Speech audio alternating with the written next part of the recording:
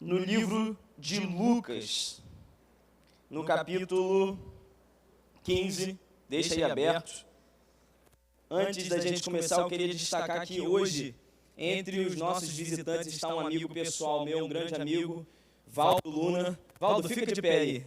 Queridos, eu queria que vocês aplaudissem o nosso irmão Valdo. Valdo é um missionário, já foi missionário no Timor-Leste, já foi missionário na Indonésia e hoje está servindo na base de Jocum Cerrado, Jovens com uma Missão lá no Cerrado, lá em Uberlândia. Serviu comigo em Jocum Carioca, ali em Santa Cruz da Serra, e ele pode comprovar que eu fui missionário lá durante 3 anos, né, Valdo? Amém. Foi maravilhoso. E que Deus continue abençoando seu ministério, meu amigo, é muito bom ter você aqui com a gente hoje. Queridos, hoje nós vamos falar um pouco, aproveitando que nós estamos nos aproximando do Natal. Quantos aí estão felizes de estar chegando o Natal? O povo gosta de comida, é claro que está feliz. Nesse tempo de Natal, nós falamos muito, precisamos falar sobre o amor de Cristo. E quando nós falamos sobre Deus, sobre o amor de Cristo, duas coisas que aparecem, você já vai ler a palavra, tá? Deixe segurado aí no seu celular, em Lucas 15, que nós já vamos ler uma parábola muito conhecida, que é a parábola do filho pródigo. Mas quando nós falamos de amor, nós precisamos falar sobre o caráter de Deus e sobre aquilo que Deus é. Quando nós falamos sobre o caráter de Deus, nós podemos citar que Deus é muitas coisas. Deus é santo, amém, igreja? Deus é misericordioso, amém? Deus é justo, amém? Deus é bom. Mas todas essas coisas que nós falamos, elas estão dentro do caráter de Deus. Essas coisas fazem parte do caráter dele. Mas quando a Bíblia diz algo que Deus, ela vai um pouco mais profunda, ela não está falando do caráter de Deus, ela fala daquilo que Deus é. Ela fala que Deus é amor. Ela não fala que ele é amoroso, perceba a diferença, ela não fala que ele é amoroso. Ela não fala que ele gosta de amar, que ele é dado ao amor, ela fala que ele é amor. Diferente das coisas que nós citamos como santo, misericordioso, justo e bom, Deus é amor, é algo completamente diferente. É tão diferente que a palavra em 1 João, você não precisa abrir, no capítulo 4, versículos 7 e 8 diz assim: amados, amemo-nos uns aos outros, porque o amor é de Deus. Qualquer que ama é nascido de Deus e conhece Deus. Aquele que não ama não conhece a Deus, porque Deus é amor. Então, entender o plano de Deus, entender o amor de Deus dentro do plano dele, é essencial para você ser um cristão pleno. Você acredita nisso? Você entende isso? Para entender como viver uma vida plena em Jesus Cristo, você tem que entender esse amor, porque ele nos comandou a amar. Amemo-nos uns aos outros. O amor de Deus começa com o plano da salvação que você provavelmente conhece. Provavelmente, eu acredito que sim. O plano da salvação do Senhor começa antes de tudo sequer ser criado. Antes que houvesse qualquer coisa, já havia o amor do Senhor. Existe um versículo em Apocalipse 13, versículo 8, que diz que o Cordeiro, nosso Senhor Jesus, foi imolado antes da fundação do mundo. Aqui eu não quero ser temerário, eu sei que algumas pessoas leem esse versículo de maneira diferente, vem um determinismo aí, uma maneira diferente de ler o versículo. Eu gosto dessa leitura, que o Cordeiro foi imolado antes que houvesse qualquer coisa, já demonstrando que antes que Deus dissesse haja luz, ele disse haja cruz. Porque a misericórdia dele precisou vir antes de todas as coisas, para que todas as coisas fossem possíveis de existir. Isso é o amor do Senhor. Esse é o amor com que ele te ama. E ele nos comandou a amarmos uns aos outros, assim como ele nos ama.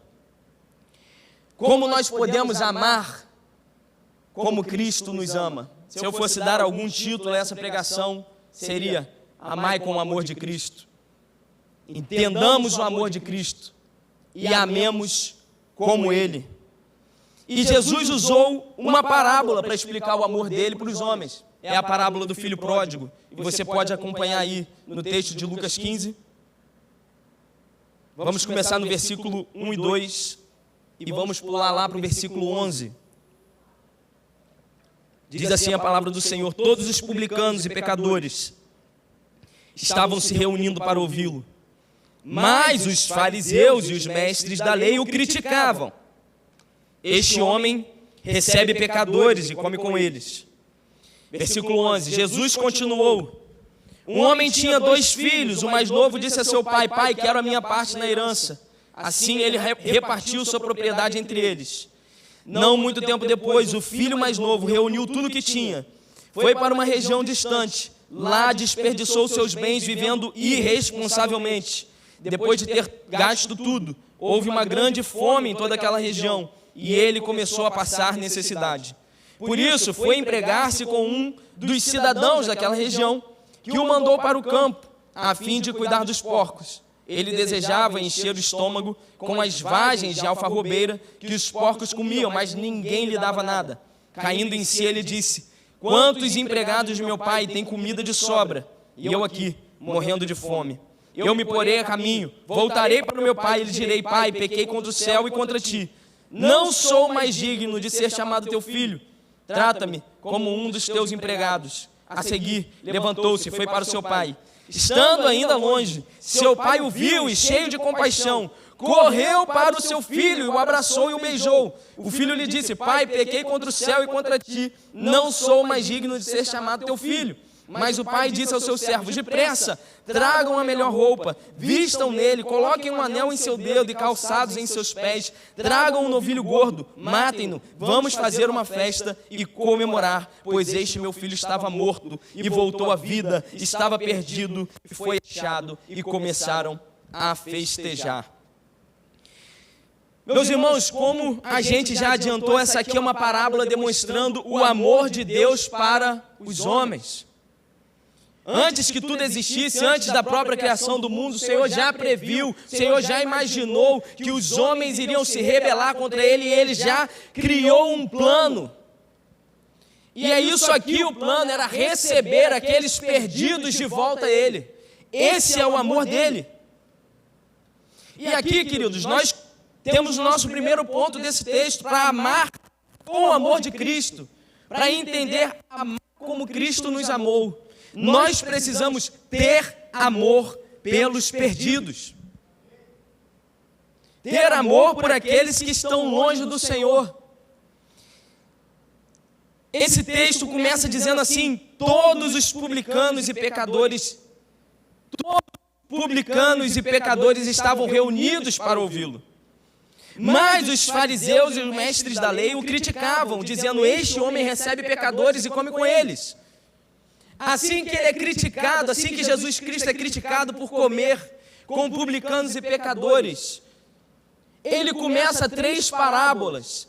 A parábola da ovelha perdida, a parábola da dracma perdida, do dinheiro perdido, e a parábola do filho pródigo. Tudo na tentativa de colocar na cabeça dos fariseus que o Senhor amava perdidos. Tudo para colocar na cabeça dos mestres da lei, dizendo: qualquer um de vocês aqui, se perdesse uma ovelha, iria atrás, se perdesse uma moeda, iria atrás. Não iria Deus atrás daqueles que Ele criou? Mas vocês estão aí me criticando, porque eu como com publicanos e pecadores. Pecadores nós podemos imaginar: roubadores, infiéis, pagãos, prostitutas. E publicanos, os publicanos eram muito criticados porque o publicano era um serviçal de Roma, era um traidor da pátria para o fariseu e para o mestre da lei. Queridos, o anseio de Deus pelos perdidos é às vezes um tema que nós temos esquecido. Às vezes nós estamos perdidos, envoltos em muitos dos nossos afazeres. Às vezes nós estamos esquecendo esse propósito do qual nós fazemos tudo. Nós estamos às vezes tão cheios de coisa, fazendo tantas coisas, que nós esquecemos o porquê nós fazemos tantas coisas. Às vezes nós estamos tão cheios de eventos, tão cheios de cantinas, confraternizações, ministérios, que nós esquecemos que o nosso propósito é alcançar aquele que se perdeu.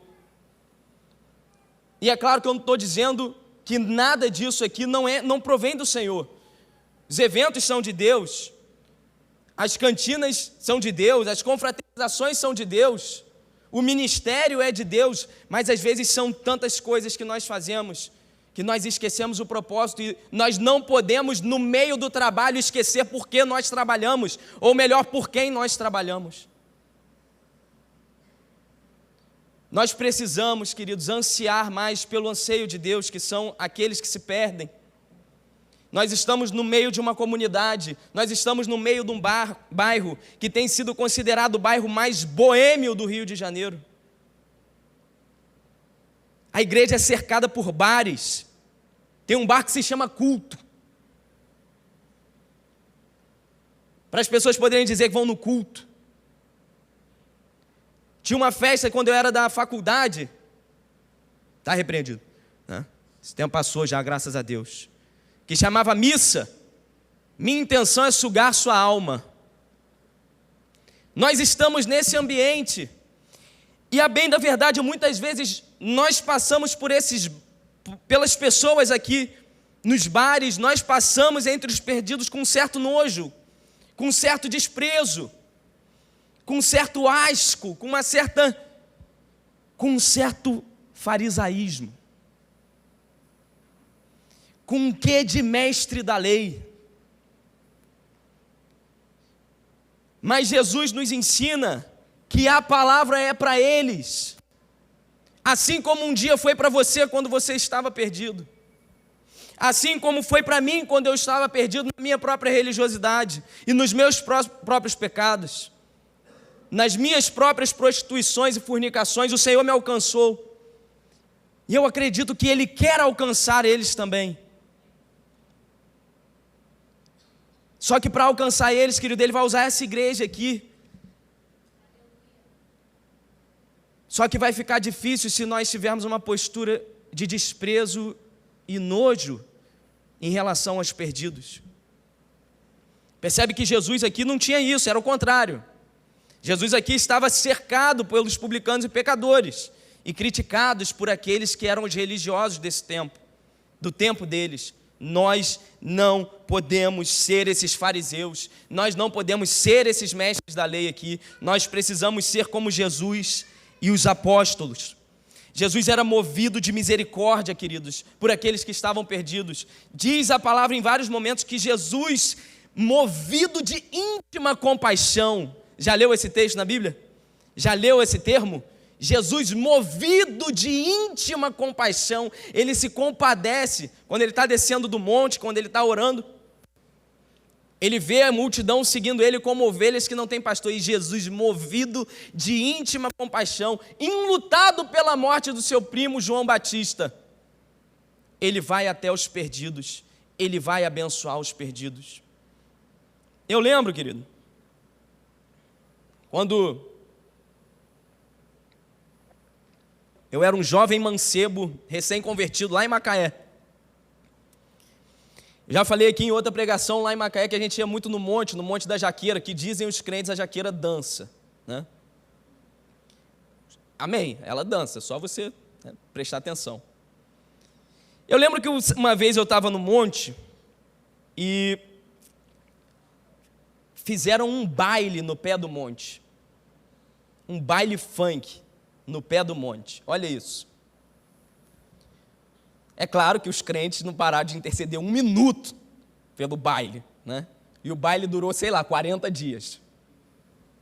Os crentes têm uma oração forte, eles enterram o óleo ungido no monte, né? Deixa lá 7 dias, não tem capeta que fica, né? Só que em uma das orações, a gente soube, né? Um amigo nosso veio conversar com a gente, falou assim: rapaz, eu estava no monte esses dias, e um jovem foi orar e a gente ficou na roda de oração, assim, entramos em oração, e ele começou a interceder pelo baile, e intercedendo, orando pelas pessoas que estavam no baile, falou assim: Senhor, manda um raio e mata todo mundo lá. Aí aquele irmão falou assim: não, calma, pelo amor de Deus, porque não se trata de vir com uma fúria e uma justiça. Eu acredito que Deus queria encerrar as atividades do baile. E Ele encerrou, porque os crentes oraram muito.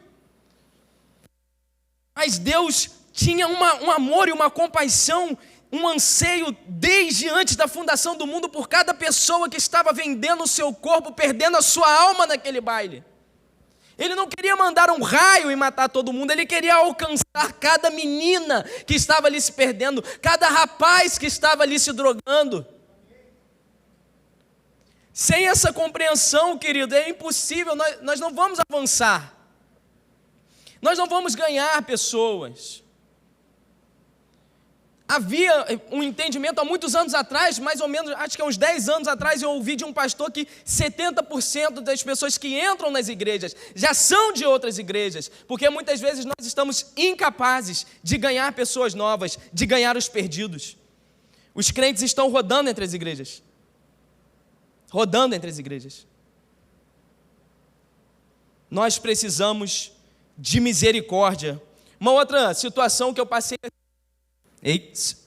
esses dias. Eu estava Deixa eu fazer uma pergunta aqui. Tem homem de atitude aí? Glória a Deus.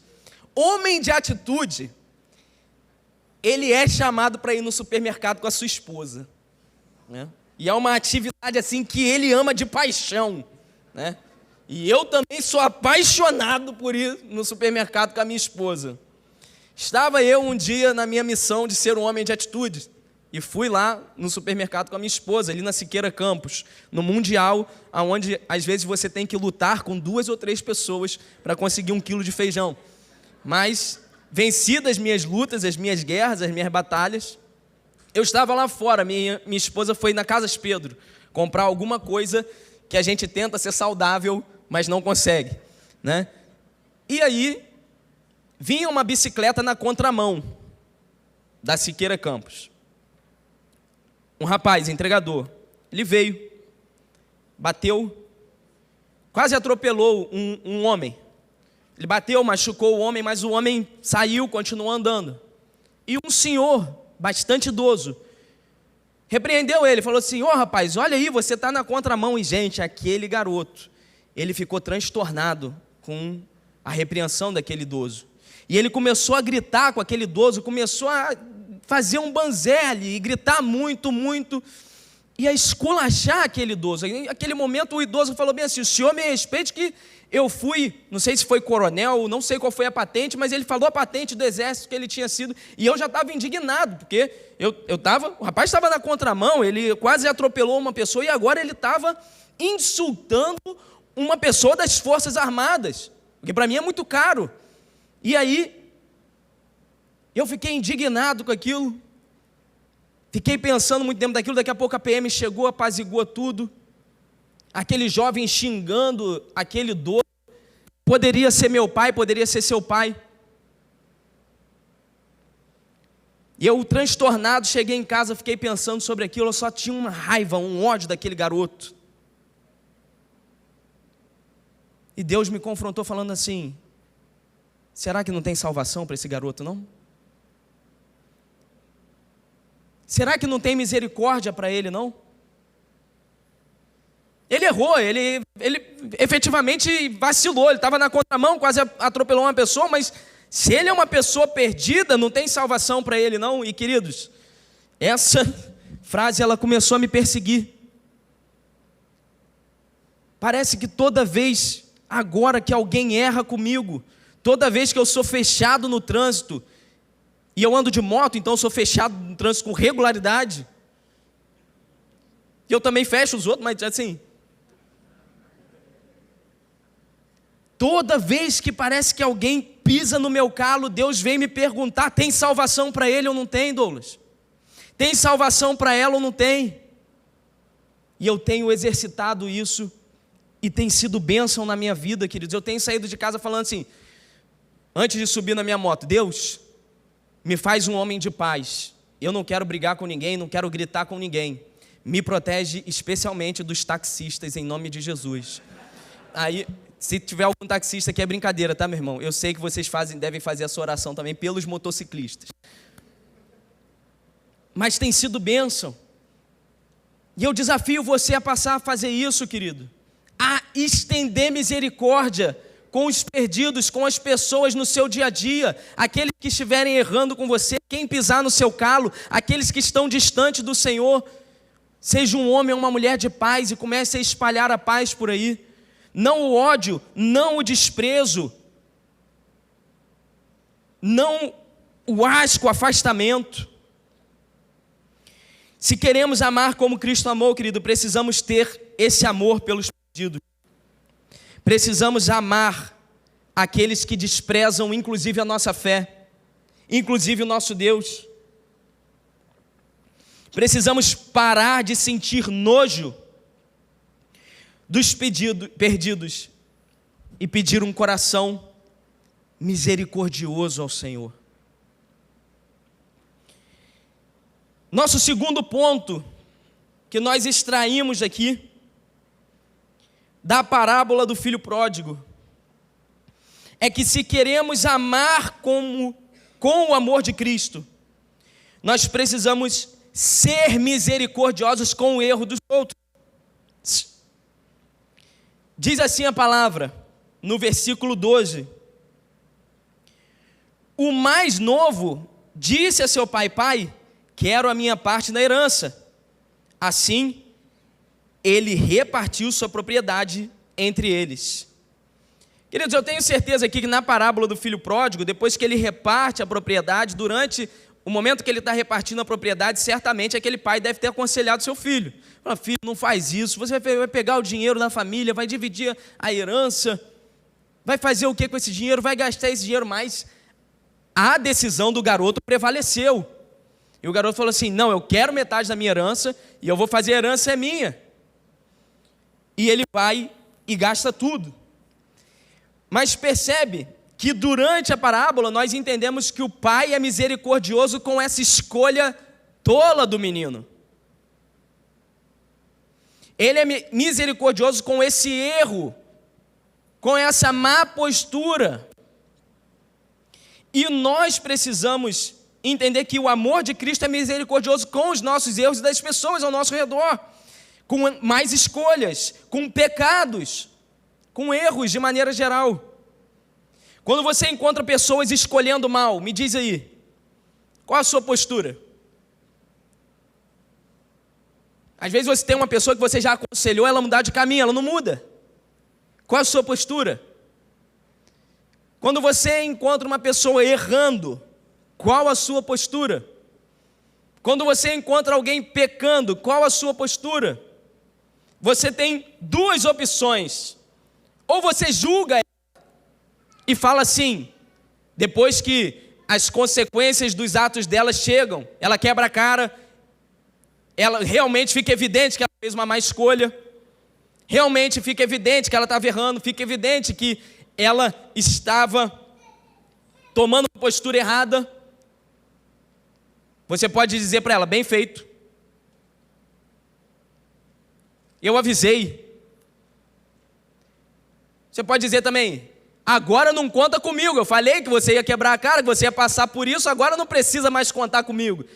Você tem essa opção, julgar ela, ou você tem a outra opção, que é ajudar ela. Mas agora eu quero fazer uma pergunta para você.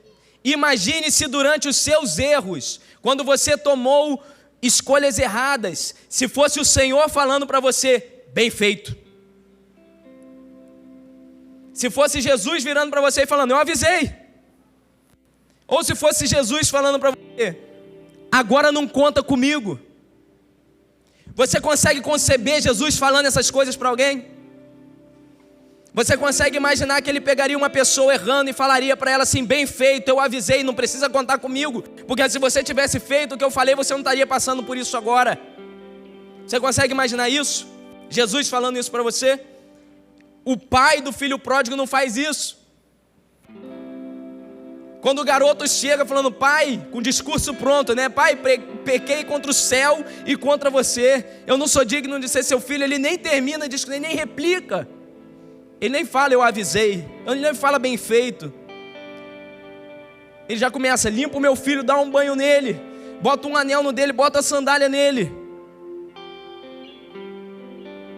Mata um novilho gordo, vamos fazer uma festa, porque ele estava perdido, foi achado. Quando você encontra uma pessoa errando, vacilando, querido, você tem que ajudar essa pessoa, mesmo que ela tenha ignorado seus conselhos, mesmo que ela tenha ignorado tudo que você falou para ela. E nós, como estamos numa igreja de célula, você eventualmente vai estar aconselhando pessoas. E deixa eu te dizer uma coisa: as pessoas vão ignorar os seus conselhos, vão fazer exatamente o oposto do que você falou para elas fazerem. Mesmo quando você estiver aconselhando elas na palavra. E olha, queridos, eu já perdi alguns discípulos na vida. Eu discipulo desde que eu tinha 20 anos. E é triste demais você dar um conselho para alguém na palavra, falar não vai por esse caminho, e a pessoa decidir conscientemente seguir o caminho errado. Qual é a nossa postura? A postura é aquela de agir como Deus agiu com a gente. Não importa como está a sua vida por conta do seu pecado. Não importa até onde você chegou, em que buraco você está, querido. A minha mão vai te dar suporte. Deus vai usar a sua vida para resgatar pessoas que ignoraram o seu conselho. Mas você não pode ser orgulhoso, você não pode fechar o seu coração. Você tem que ser assim como Jesus, uma pessoa que dá suporte até mesmo para aqueles que escolheram errar. Porventura, por exemplo, vai que você aconselhou uma pessoa a parar de fumar, a não usar drogas, e ela ignorou o seu conselho. Se um dia ela chegar para você e falar assim: cara, eu estou precisando de ajuda, vai ignorar? Vai falar assim: não, cara, eu te aconselhei, eu te sugeri. Se você encontrar alguém que casou com uma pessoa que não era lá a mais indicada, falando assim: cara, esse homem é bruto, esse homem é grosso, esse homem vai te destratar, esse homem é infiel, ele vai te trair, ou essa mulher é essas coisas. Mas ela e ele decidiram se casar, e agora o casamento não é mais errado, o casamento é certo. Vai falar o que aí, ó? Quando der problema não me procura? Não, você vai lá aconselhar esse casal, vai lá salvar esse casamento em nome de Jesus. Queridos, isso é especialmente, e aqui eu queria exortar a igreja dessa maneira, isso é especialmente verdade. E você pode aqui discordar de mim tranquilamente, mas isso é especialmente verdade com as decisões erradas que as pessoas que estão na rua, os moradores de rua, por exemplo, tomaram a vida toda. E muitas vezes nós julgamos essas pessoas pelas suas más escolhas. E de fato eles fizeram muitas más escolhas. Muitos deles viveram se drogando, abandonaram seus empregos. Muitas pessoas abandonaram tomaram 1 milhão de decisões erradas. E muitas vezes nós passamos por essas pessoas julgando elas, não com a misericórdia do Senhor. E eu sei que nós estamos na zona sul do Rio de Janeiro, eu sei que nós vivemos um problema de segurança pública que eu não ignoro. Não tenho como ignorar. Aliás, eu moro em Copacabana. Eu boto minha bicicleta olhando para um lado e para o outro para ver se eu não vou ser nocauteado a qualquer momento. Não é isso. Porque quem comete crimes tem que pagar pelos seus crimes. Isso é de Deus também. Mas existe misericórdia espiritual, a misericórdia do Senhor para a vida dessas pessoas.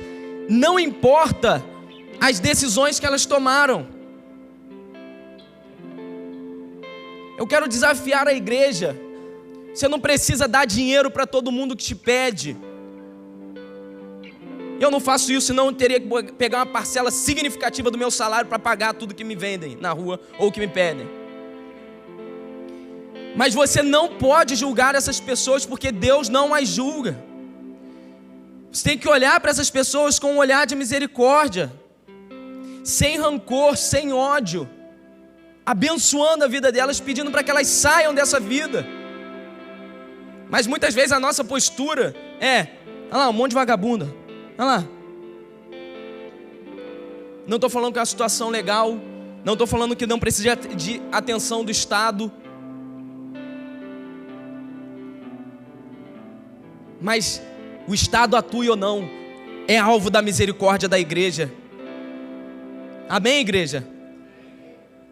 Espero que você entenda muito bem que eu não estou fazendo aqui passando a mão na cabeça do pecado, passando a mão na cabeça da criminalidade, longe disso. Nunca teria coragem de fazer isso.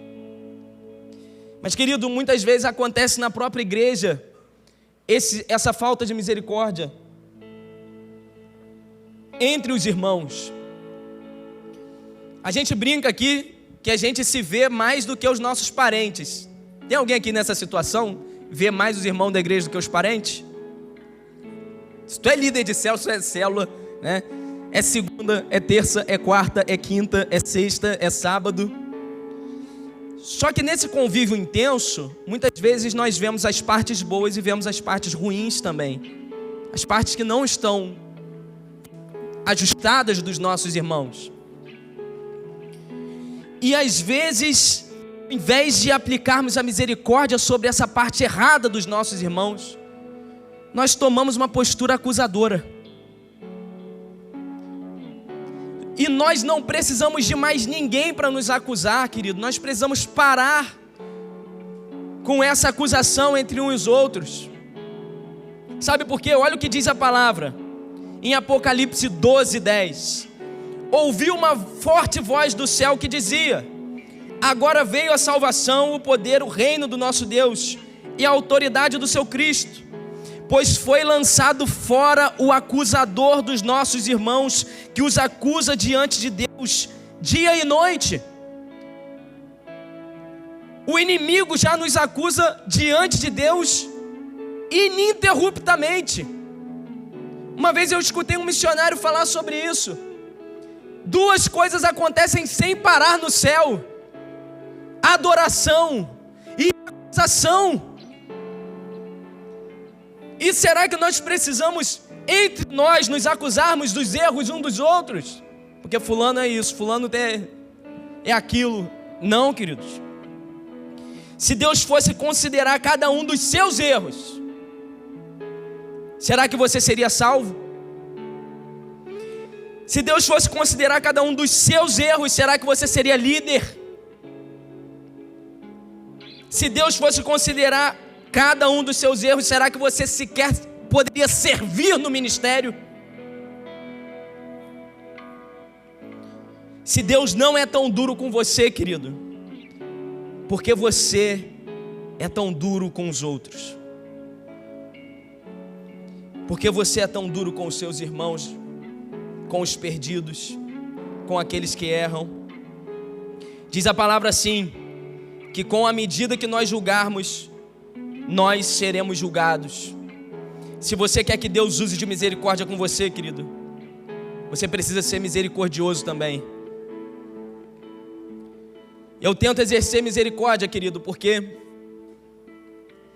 enquanto o diabo está me acusando lá no céu ininterruptamente, na presença de Deus, eu quero que o Senhor esteja me defendendo, como eu defendo os meus irmãos quando eles erram. Quero quando o diabo falar bem assim: ei Deus, você viu que o Douglas errou hoje ali? Deus falar: ué, mas também ele estava muito estressado. Deixa, vamos passar, deixa passar. Você viu, Deus, que o Douglas errou ali também em outra coisa? Ele falou assim: mas também a Rayane perturbou ele hoje, né? Não, vamos passar, vamos deixar passar também. E cada uma dessas vezes, cada uma que o diabo vai acusando a minha vida diante do Senhor, o Senhor vai tirando. Não, nada disso, não. Porque, querido, é isso que eu quero fazer com os meus irmãos. Sabe, essa palavra de misericórdia, Eu sou perturbado com uma frase, perturbado de maneira santa, que uma vez eu escutei essa frase e nunca mais ela saiu da minha cabeça. Se no fim Deus resolvesse perdoar todo mundo, como que você se sentiria? Você apoiaria essa decisão de Deus ou você falaria assim, não, peraí, que negócio é esse de perdoar todo mundo? Certo é, querido, se nós acreditamos na palavra e no caráter dele, que ele não mente, isso não acontecerá. Deus não vai perdoar todo mundo. Mas eu me fiz essa pergunta, Senhor, se você quisesse perdoar todo mundo, como eu me sentiria na época que me fizeram essa pergunta, queridos? Eu falei, eu ficaria muito bravo. E ali eu não entendi a misericórdia de Deus. Porque se Deus quisesse perdoar todo mundo, querido, eu tinha que fazer assim, vamos embora. Quanto mais gente no céu, melhor. Quanto mais gente no céu, melhor. Ah, mas e os pecadores e os roubadores? Se Deus resolveu perdoar, querido, eu que não vou botar minha mão. Porque se amanhã, querido, o meu pecado for levado em conta, eu quero que ele chegue e fale assim, não, você para dentro também. Amai com o amor de Cristo. Amai com o amor do Senhor.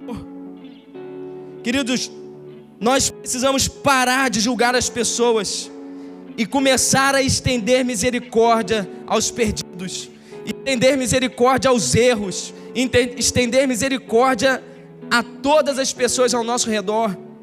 O Natal, querido, não que essa seja uma pregação sobre o Natal, mas o Natal é sobre a personificação do amor na pessoa de Jesus, pensada desde antes da criação do mundo para alcançar a sua alma. Nós precisamos estender esse amor.